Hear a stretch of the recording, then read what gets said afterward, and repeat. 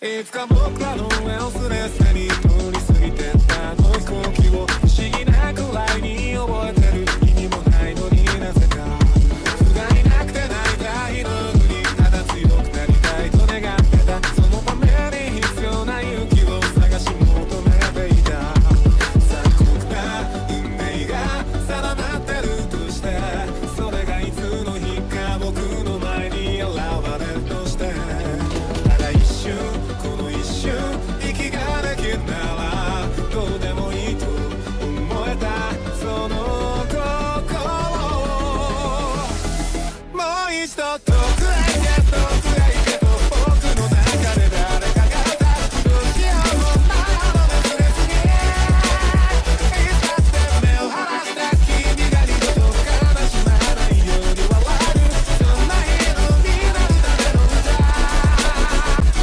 さらば掲げのピースファイン転がってくストーリーを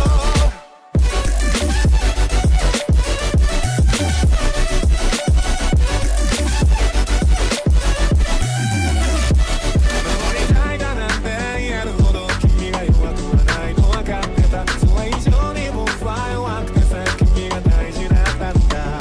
一人で生きていくんだなんてさ口をついて叫んだのから変わっていく僕を笑えばいい。一人が怖いのを怪我して噛みついて息もできなくて騒ぐ頭と腹の奥がくしゃくしゃになったって笑いも痙攣も消えてしまうくらいに今は触っていたいんだ君の心に。僕たちはきっといつか遠く離れた太陽にすれてが届いて夜明け前を手に入れて笑おう。そうやって青く燃える緑となりおぼろげな街の向こうで手をつないで知っていけるはずだ。君と未来を盗み描くひねりのないストーリーを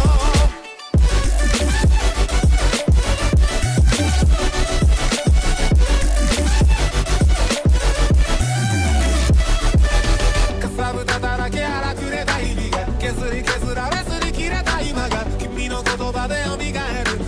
やかにも